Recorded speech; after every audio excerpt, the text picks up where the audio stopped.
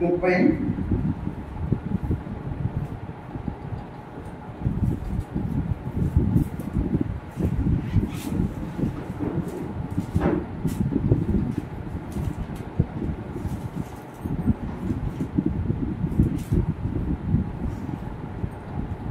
కీర్తన అందరము కలిసి 10-11 వచనాలు చదువు. 30వ కీర్తన 11-10. యెహోవా ఆలకింపుము, నన్ను కరుణింపుము. యెహోవా నాకు సహాయుడవై ఉండుము. నా ప్రాణము మౌనముగా ఉండగా నిన్ను కీర్తించినట్లు అంగలార్పును నాట్యముగా మార్చి ఉన్నావు. చిన్న ప్రార్థన. దేవా యేసయ్యా నీకు వందనాలు.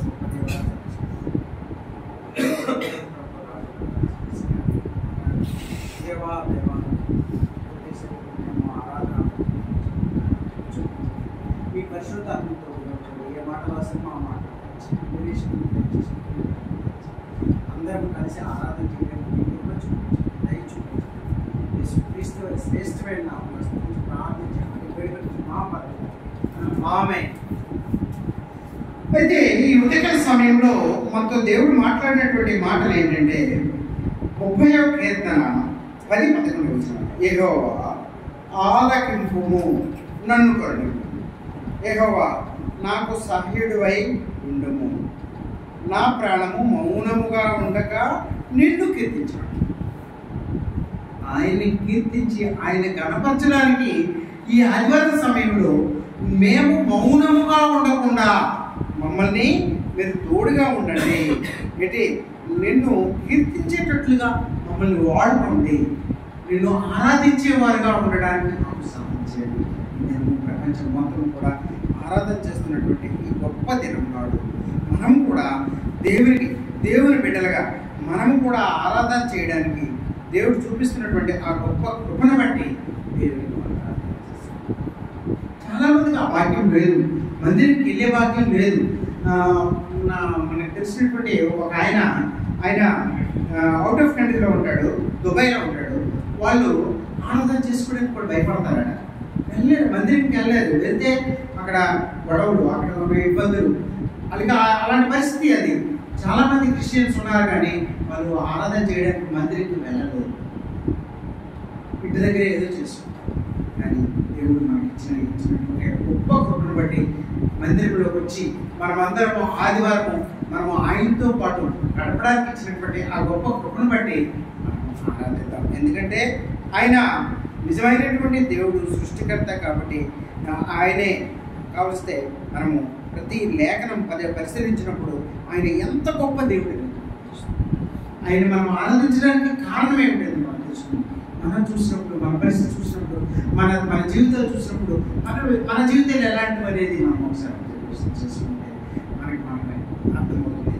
అంటే మనము ఆరాధన చేయడానికి కూడా అనర్హులుగా ఉన్నప్పుడు దేవుడు నిన్ను నన్ను ఏర్పాటు చేసుకొని ఈ సన్నిధిలో వచ్చి మనము మోకరించడానికి ఇచ్చినటువంటి ఆ గొప్ప కృపను బట్టి మనము ద్వితీయోపదేశ కాండంలో చెప్తాడు. ద్వితీయోపదేశ కాండం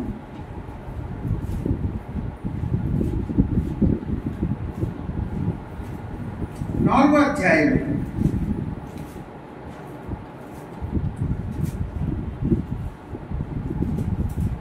4వ అధ్యాయం 39వ వచనం. కాబట్టి పైనున్న ఆకాశమందును క్రిందనున్న భూమి యందును యెహోవాయే దేవుడనియు మరి యొక్క దేవుడు లేడనియు నేడు నీవు ఎరిగి జ్ఞాపకమునకు తెచ్చుకుంటున్నాను. ఇంకొక దేవుడు లేడు తెలియదు ఈ ప్రజలు. ఇంకొక దేవుడు ఉన్నాడని ఎన్నెన్నో పూజలు చేస్తున్నారు, ఎన్నెన్నో చేసుకుంటున్నారు. కానీ ఇక్కడ ఏంటంటే, కాబట్టి పైనున్న ఆకాశమందును ఆకాశం చూసుకున్నా, కింద ఉన్నటువంటి భూమి అందరూ భూమిని చూసుకున్నా, సముద్ర మార్గంలో చూసుకుని ఎక్కడ చూసుకున్నా యెహోవాయే దేవుడు. మరి యొక్క దేవుడు లేడని ఇంకా మనము జ్ఞాపకం చేసుకుని మనము ఆరాధన చేయాలి. ఎందుకంటే ఇంకెవ్వరూ లేరు. ఆయనే దేవుడు, ఆయనే సర్వశక్తివంతుడు, ఆయనే భూమి ఆకాశాన్ని సృష్టించినటువంటి దేవుడు, ఆయనే సర్వ సృష్టిని సృష్టించినటువంటి దేవుడు, నిన్ను నన్ను సృష్టించినటువంటి దేవుడు. ఆ సృష్టికర్తను మనం ఆరాధన చేస్తున్నాం. అలాంటి సృష్టికర్తను మనము ఆరాధన చేస్తున్నాం. అంత గొప్ప దేవుడిని మనము ఆరాధిస్తూ ఉన్నాము, ఆరాధన చేస్తూ ఉన్నాము. కాబట్టి ఆయన ఇంకా ఎలాంటి వాడు అంటే ఆయన గొప్ప దేవుడు. ఒకసారి ప్రకటన గ్రంథం ఒకసారి చూద్దాం.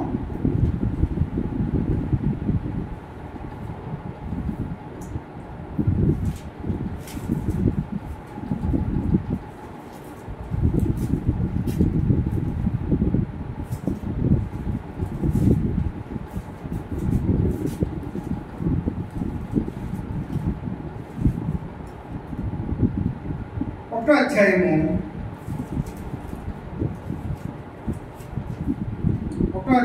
8వ వచనం.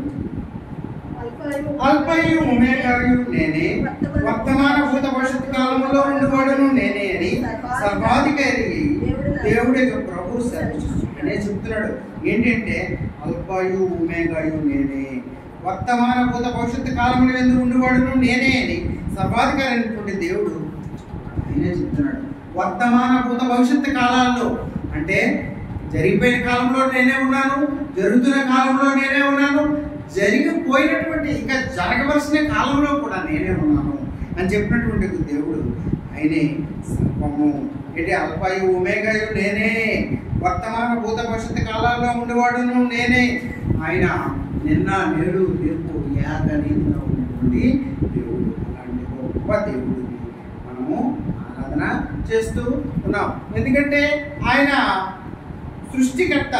ఆయన నిన్న ఎలా ఉన్నాడు, నేడు అలాగే ఉంటున్నాడు, రేపు కూడా అలాగే ఉంటాడు. ఇంకా ఎటువంటి తేడా కూడా లేదు. ఇంకా భవిష్యత్తులో ఆయన మన ఇంకా వచ్చుచున్నాడు అనమాట. అందుకే భవిష్యత్తులో చూసుకుంటే ఇంకా అతనికి మించినటువంటి దేవుడు మరొక దేవుడు అన్నాడు లేడు. కాబట్టి నిన్న నేడు రేపు ఏకరీతిగా ఉన్నటువంటి దేవుడు, భూత భవిష్యత్తు వర్తకాలంలో నేనే సర్వాధికారిని అని చెప్పినటువంటి దేవుడిని మనము ఆరాధిస్తా ఉన్నాం అనమాట. ఆయనే దేవుడు. ఇంకా మనం ఒకసారి కీర్తనలో ఒకసారి చూద్దాం. 95వ కీర్తన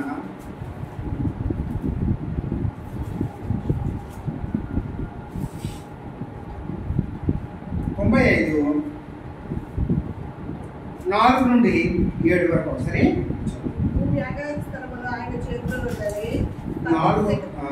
భూమి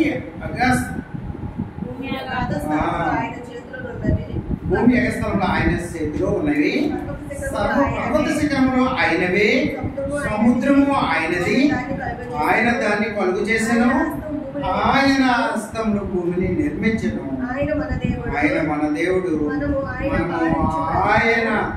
ఆయన పాలించు ప్రజలము, ఆయన మేపు గొర్రెలము. రండి నమస్కారం. ఎందుకంటే మనలను సృజించినటువంటి యెహోవా సన్నిధిని మోకరించడము.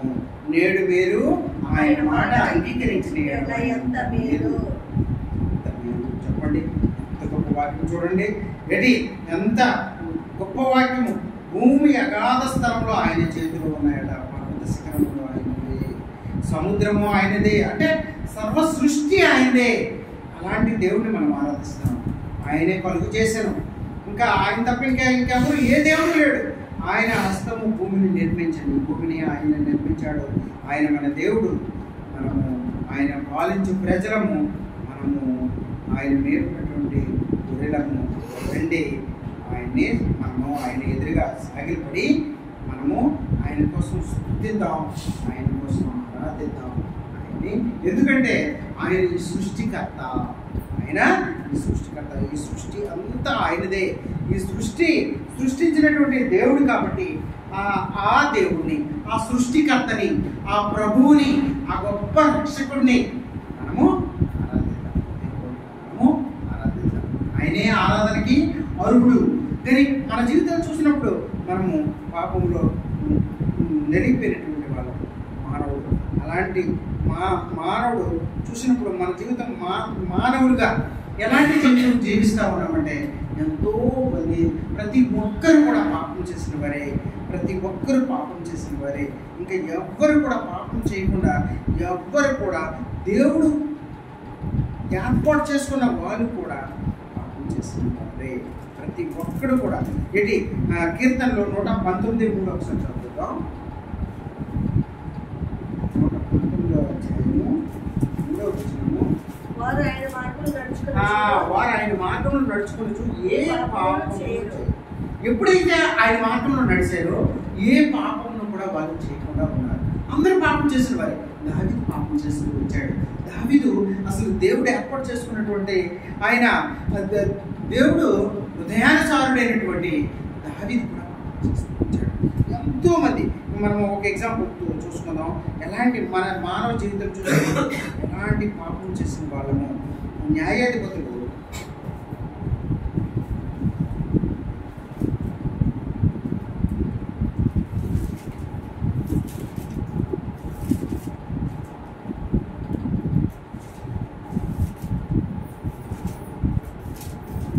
న్యాయాధిపతులు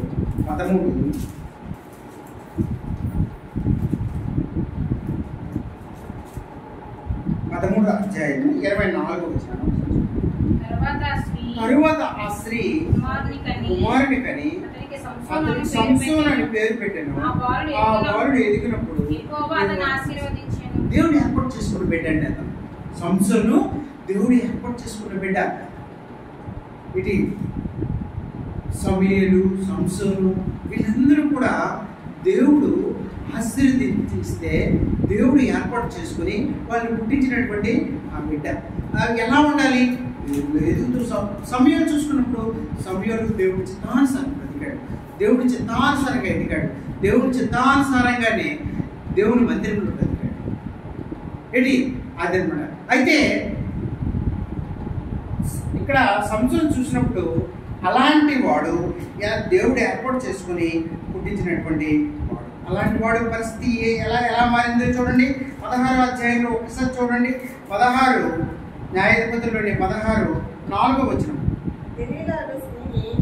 పిమ్మట అతడు సోరేకు లోయలో దెలీలా అను స్త్రీని మోయింపగా ఫిలిష్తీయుల సర్దారులు ఆమె ఎద్దుకు వచ్చి ఆమెతో లాలన చేసి గొప్ప బలము దేనిలో ఉన్నదో మేమెలాగో అతని గెలవవచ్చునో తెలుసుకొను. అలాగే ఒకటి వచ్చిన ఒకసారి చదువుతాను. తరువాత సంసోను గాజాకు వెళ్ళి వేశ్యను ఒకరిని చూసి చూసారా, దేవుడు ఏర్పాటు చేసుకున్న బిడ్డ వేశ్య దగ్గరికి వెళ్ళాడండి. పాపం చేస్తూ వచ్చాడు. ఏంటి ఆయన అక్కడంతో ఊరుకున్నాడా? చాలా పాపం చేస్తూ వచ్చాడు. అతను ఈ 4వ వచనంలో కూడా అతడు సోరేకు లోయలో ఉన్నటువంటి దెలీలా అన్నటువంటి స్త్రీ అంటే దేవుడు ఏర్పాటు చేసుకుని దేవుని అయాంలో దేవుడి చిత్తానుసారంగా పెరుగుతున్నటువంటి సంసోను ఏం చేశాడు? పాపం చేస్తూ వచ్చాడు. అసలు అలాంటి వాళ్ళు ఎలా బ్రతకాలి? భయంతో, భక్తితో ఉండాలి. దేవుడు నన్ను ఏర్పాటు చేసుకున్న ఉద్దేశంతో ఏర్పాటు చేసుకున్నాడు. ఆ ఉద్దేశాన్ని తెలుసు, సంసోనుకి తెలుసు దేవుడు ఎందుకు ఏర్పాటు చేసుకున్నాడా అనేది. సంసోను పాపం చేస్తున్నాడు. సంసోను జీవితంలో పాపం ఉంది. సంసోను జీవితం అంతా నాశనం అయిపోయింది. దానికి కారణం ఏంటంటే వాడు పాపంలో పడిపోవడమే. పాపం జీవితం చాలా దేవుడు గొప్ప బలాన్ని ఇచ్చాడండి. సంసోన్ని ఎంతో బలాన్ని ఇచ్చాడు. అతని బలాన్ని అంతా కూడా తన జుత్తులో ఉంచాడు. అంటే దేవుడు ఏర్పాటు చేసుకుని ఒక పర్పస్, ఉద్దేశంతో ఏర్పాటు చేసుకున్నాడు. అలాంటి సంసోను ఏం చేసిందంటే పాపంలో మునిగిపోతూ వచ్చాడు, పాపం చేస్తూ వచ్చాడు.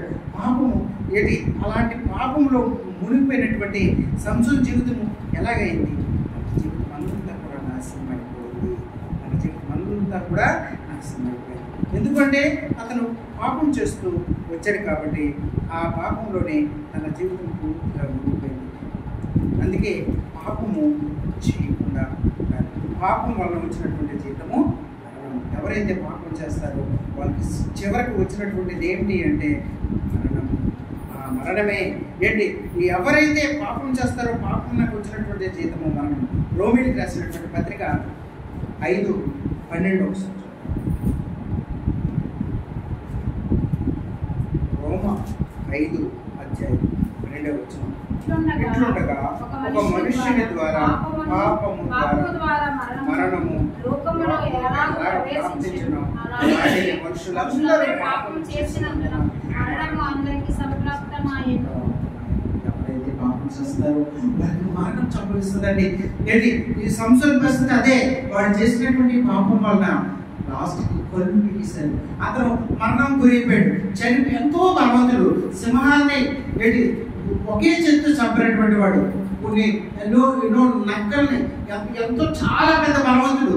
అలాంటి బలవంతుడి పరిస్థితి ఏమైందంటే చివరికి పాపంలో ముదిరిపోయి పాపం వల్ల వచ్చినటువంటి జీతము మరణం. ఏంటి ఈ లోకంలో ఉన్నటువంటి మనుషులందరూ వాళ్ళు పాపంలో పడి మరణానికి గురైనటువంటి వాళ్ళని పాపం వల్ల వచ్చినటువంటి జీతము మరణం. అలాంటి పరిస్థితిలో మనం ఉన్నప్పుడు దేవుడు నీ కొరకు నా కొరకు ఏం చేశాడండి? ఎంత గొప్ప కార్యం చేశాడు చూడండి. ఎఫెసీయులకు రాసినటువంటి పత్రికలో చెప్తాడు. 2వ అధ్యాయం 1వ వచనం ఒకసారి చదువుతాం.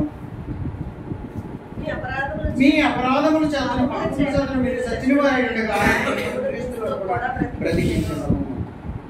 ఆయన నన్ను పాపంలో మునిగిపోయినటువంటి మనల్ని రక్షించడానికి ఆయన పరలోకం నుండి ఈ లోకానికి వచ్చాడు. ఆయన 4వ వచనం దాంట్లో ఒకసారి చదువుతాం.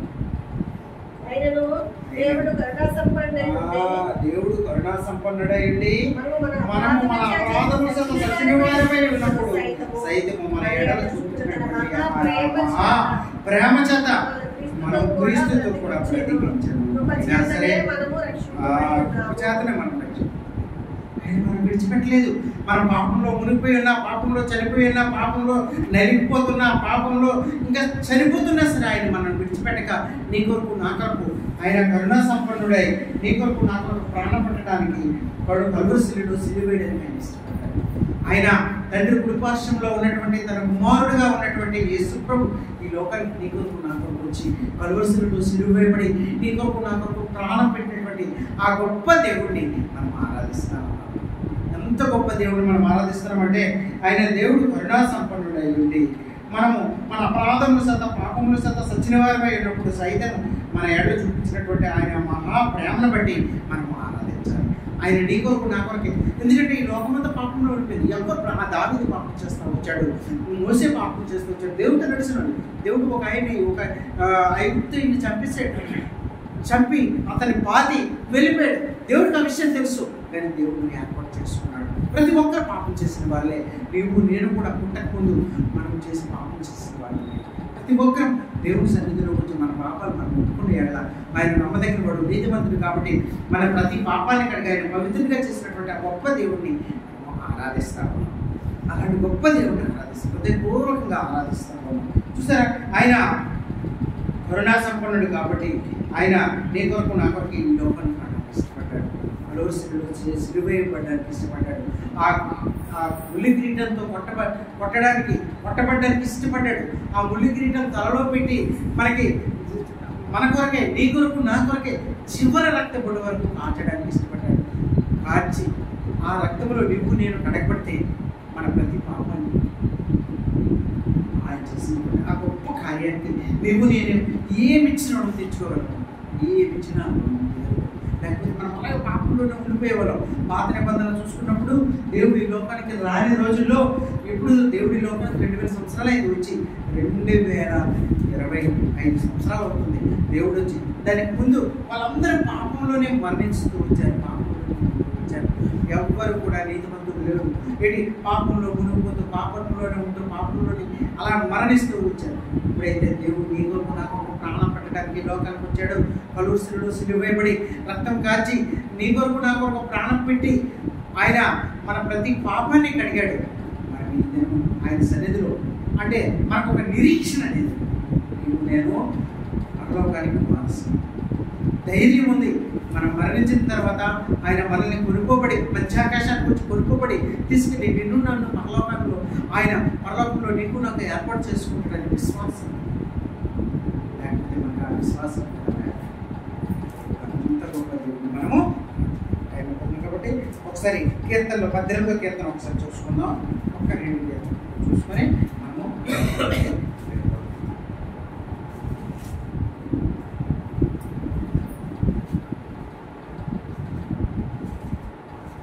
కీర్తనలు 18వ కీర్తన 46వ వచనాన్ని యెహోవా జీవం గలవాడు, నా ఆశ్రయ దుర్గమైన స్తోత్రాలు, నా రక్షణకర్త గొప్పగా స్తుతింతును గాక. ఆయన ఎలాంటి వాడంటే జీవం గల దేవుడు, జీవాధిపతి, సర్వాధికారి. ఆయన జీవం గల దేవుడు. నీ కొరకు నా కొరకు ప్రాణం పెట్టి చనిపోయి పరలోకం వెళ్ళిపోయింది అంటారు, కానీ ఆయన జీవం గల దేవుడు. నీ చుట్టూ నా చుట్టూ జీవంతో ఆయన ఉన్నటువంటి దేవుడు. కాబట్టి ఆ జీవం గల దేవుడిని మనము ఆరాధిస్తున్నాం. మనము మన ఆశ్రయ దుర్గమై ఉన్నాడు, స్తోత్రుడు, ఆయన రక్షణకర్త. ఆ రక్షణకర్తని, నన్ను రక్షించినటువంటి ఆ రక్షణకర్తని మనము ఆరాధిస్తూ ఉన్నాం. దేవుడు గొప్పగా స్తుతులుగా ఏంటి ఏర్పాటు చేసుకున్నటువంటి ఆ గొప్ప దేవుడు, మనము ఆయన ఆరాధిస్తున్నటువంటి ఆ దేవుడు, ఆ గొప్ప దేవుడు స్తుతులకు పాత్రుడు. దేవుడిని మనము ఆరాధిస్తా ఉన్నాం. అలాగే ఇంకా కీర్తనలు 72వ కీర్తన చూసుకున్నాం.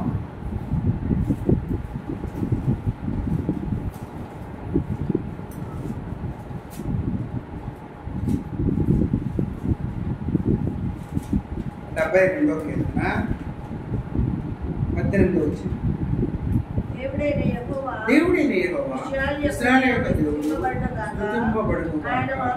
ఆయన మాత్రమే ఆశ్చర్యకార్యములు చేయవాడు. ఆయన ఎలాంటి వాడంటే స్తుతులకు పాత్రుడు. ఆయనే ఆశ్చర్యకార్యం. మనం ఆయన చేసినటువంటి కార్యం చూసినప్పుడు గొప్ప గొప్ప ఆశ్చర్యకార్యాలు చేశాడండి. ఎర్ర సముద్రాన్ని 2 పాయలుగా చీల్చి ఎండిన నేలలో నడిపించాడు. అది ఆశ్చర్యకార్యం, గొప్ప ఆశ్చర్యకార్యం. సూర్యుడిని గిబియోనులో సూర్యుడిని ఆపినటువంటి వాడు ఏంటి, అలాంటి గొప్ప దేవుడు. చంద్రుడిని సూర్యుడిని ఆపించి యుద్ధం నడిపించినటువంటి యెహోషువ ప్రార్థన చేసినప్పుడు ఏంటి, అయ్యాలో చంద్రుడిని గిబియోనులో సూర్యుడిని ఆపి అలాంటి కార్యములు ఎవరు చేయలేరు. చిన్న చిన్న కార్యములు చేయొచ్చు, కానీ ఇలాంటి గొప్ప కార్యములు చేసినటువంటి గొప్ప దేవుడు మనము ఆరాధిస్తా ఉన్నాం. మనకు టైం అవుతుంది కాబట్టి అందరం ఆరాధిద్దాం. ఎందుకంటే మనం విన్నాం, దేవుడు మన మానవుడు చూసినప్పుడు ఎంత పాపం చేసిన వాళ్ళము, మన కొరకే ఆయన ఈ లోకానికి వచ్చాడు. దాన్ని ఉద్దేశించి జీవం గల దేవుడిని మనము ఆరాధిస్తా ఉన్నాం. రక్షణ ఇచ్చినటువంటి దేవుడిని ఆరాధిస్తున్నాం. స్తుతులకు పాత్రుడు, నిన్న నేడు రేపు ఏకరీతితో ఉన్నటువంటి దేవుడిని మనం ఆరాధిస్తున్నాం. ఎందుకంటే ఆయన ముందు ఎలా ఉన్నాడో, ఇప్పుడు ఎలా ఉన్నాడో, భవిష్యత్తులో కూడా అలాగే ఏకరీతి ఉన్నటువంటి దేవుడిని మనము, రక్షణకర్త అయినటువంటి దేవుడిని మనము ఆరాధిస్తాం. నిజమైనటువంటి దేవుడు ఆయన.